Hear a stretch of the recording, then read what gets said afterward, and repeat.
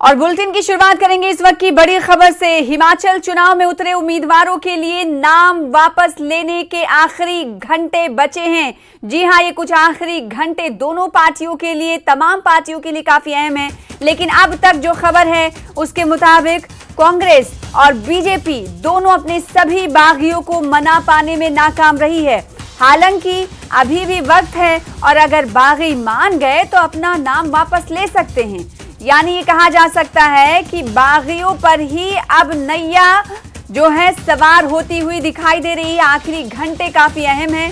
बागियों पर अब तक का जो अपडेट है उसके मुताबिक आपको बताते कि बीजेपी 14 में से सिर्फ 2 बागी बीजेपी के खेमे से मान पाए हैं, यानी बीजेपी उन्हें मना पाई है। वहीं जिनका नाम है, एक कुल्लू से महेश्वर सिंह तो दूसरे हैं धर्मशाला से अनिल चौधरी, जिन्होंने अपने नाम वापस ले लिए हैं। ये बीजेपी खेमे की बात है।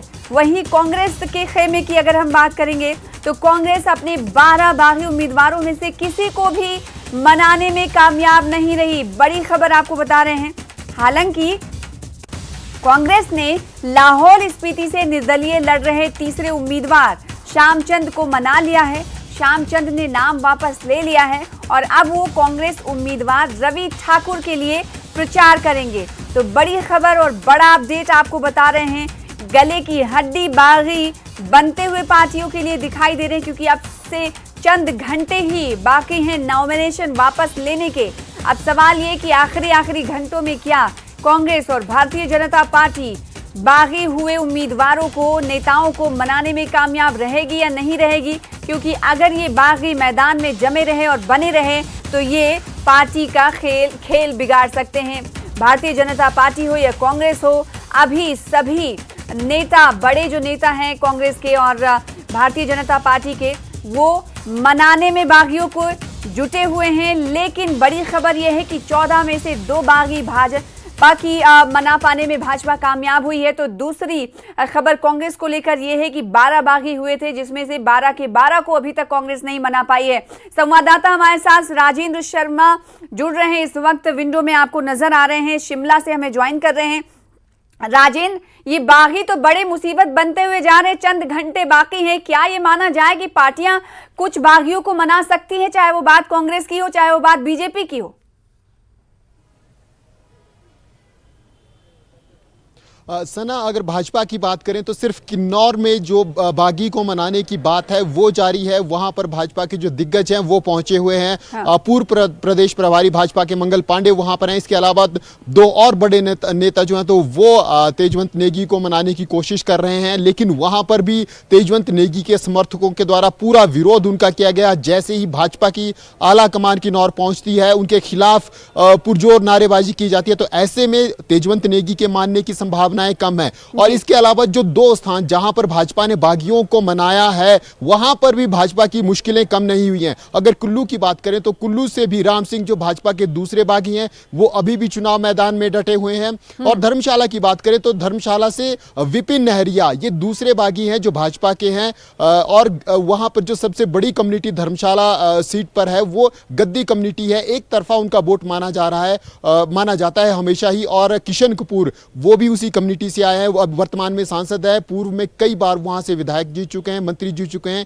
तो ऐसे में इन दोनों सीटों पर जहां पर भाजपा ने बागियों को मनाया भी है, वहां पर भी उनकी मुश्किलें कम होती हुई नजर नहीं आ रही है। और आज 3 बजे तक नामांकन वापसी का समय है। तो ऐसे में जो भाजपा के प्रयास दिखाई दे रहे हैं वो सिर्फ किन्नौर सीट पर दिखाई दे रहे हैं। हाँ। और वहां उनको कितनी सफलता मिलती है ये अब कुछ 1-2 घंटों में पता चल जाएगा, क्योंकि 3 बजे तक नाम वापसी है। तो ऐसे में भाजपा की जो मुश्किलें हैं बागियों को लेकर वो फिलहाल हिमाचल प्रदेश के विधानसभा इन चुनावों में कम होती हुई नजर नहीं आ रही है। इसके अलावा इन बागियों से निपटने के बाद अब भीतर घातियों से निपटना भी भाजपा के लिए बड़ी चुनौती होगा। क्योंकि जो बागी अभी चुनावी मैदान में भाजपा के हैं ये सभी के सभी बड़ा रुतबा रखते हैं। या तो ये पूर्व में भाजपा के विधायक रहे हैं जिनका नाम भाजपा ने काटा है, या फिर भाजपा के संगठनात्मक जो स्ट्रक्चर है उसमें बड़े पद पर रहे हैं, या फिर जो वर्तमान की सरकार है उसमें किसी न किसी ओहदे पर चेयरमैन या वाइस चेयरमैन की पोजीशन पर रहे हैं। तो ऐसे में जो बागी भाजपा के खड़े हुए हैं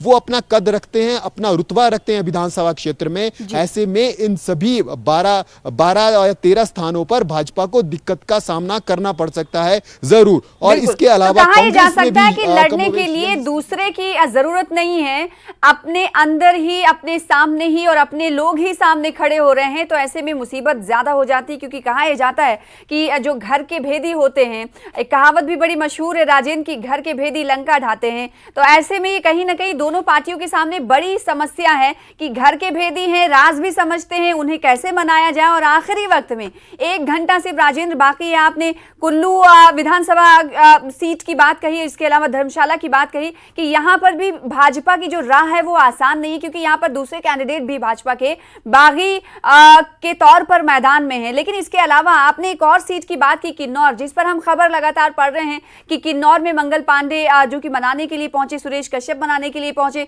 तो वहां पर नारेबाजी समर्थकों, नेगी के समर्थकों की तरफ से देखी गई। तो क्या ये माना जाए आखिरी 1 घंटे में ये मंगल पांडे और सुरेश कश्यप मना पाएंगे नेगी को?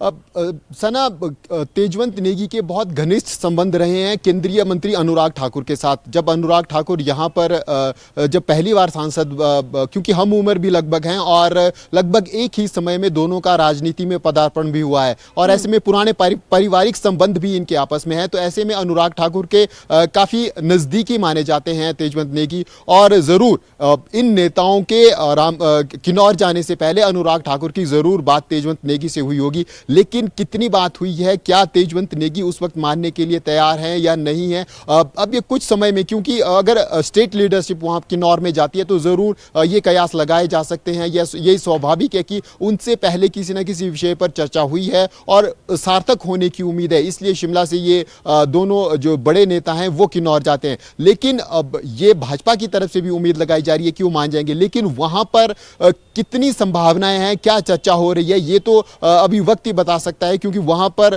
ये उम्मीद भाजपा की तरफ से हालांकि लगाई जा रही है। लेकिन जो ग्राउंड रियलिटी है, क्या अगर तेजवंत नेगी मान भी जाते हैं तो क्या वो भाजपा प्रत्याशी का उनके समर्थक समर्थन करते हैं? क्या भाजपा के पक्ष में वो जो नाराज लोग हैं वो मतदान करते हैं? ये बड़ी चुनौती रहने वाला है। कांग्रेस की भी हिमाचल प्रदेश में यही स्थिति है। भाजपा के एफर्ट्स दिखाई दे रहे हैं, चाहे वो तेजवंत नेगी की बात हो, महेश्वर सिंह की बात हो, या फिर धर्मशाला से प्रत्याशी को बिठाने की बात हो, या फिर अलग अलग स्थानों पर हम अगर नालागढ़ की बात करें तो लगातार संपर्क किया जा रहा था, किसी ना किसी तरीके से बात की जा रही है। लेकिन कांग्रेस की तरफ से ये एफर्ट बाहर बागियों को मनाने के नहीं दिख रहे हैं। हालांकि जरूर ड्यूटी राजीव शुक्ला ने लगाई थी, जो कांग्रेस के प्रचार कमेटी के अध्यक्ष हैं सुखविंदर सिंह सुक्खू, और जो प्रदेश अध्यक्ष हैं प्रतिभा सिंह, उनके लिए जरूर राजीव शुक्ला ने कहा था, जो प्रभारी है हिमाचल कांग्रेस के, कि बागियों को मनाया जाए, जो बागी जिसके नजदीकी है वो उनसे संपर्क करे, उनसे बात करे और उनको मनाए। लेकिन फिलहाल कांग्रेस अभी तक असफल रही है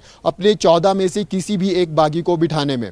जी सना, बिल्कुल। और जो भारतीय जनता पार्टी की बात करें, क्योंकि भारतीय जनता पार्टी खूब पूरी तरीके से कवर कर रहे हैं, ऐसे में सवाल ये उठता है कि 14 में से 2 बागी मान गए हैं, तीसरी बागी जो कि किन्नौर से तेजवंत नेगी को मनाने की शुरुआत की गई है, उन्हें मनाया जा रहा है। आखिरी 1 घंटे बचे हुए हैं, अब देखने वाली बात होगी कि उन्हें मनाया जा सकेगा या नहीं। इसके अलावा अगर हम 11 सीटों की बात करें जहां पर भारतीय जनता पार्टी के जो नेता हैं वो बागी हुए हैं, उनमें कुछ खास सीट के बारे में क्या कहेंगे राजेंद्र की यहां पर जो अगर बागी मैदान में बने रहते हैं तो कहीं ना कहीं भाजपा का खेल जो है खराब कर सकते हैं?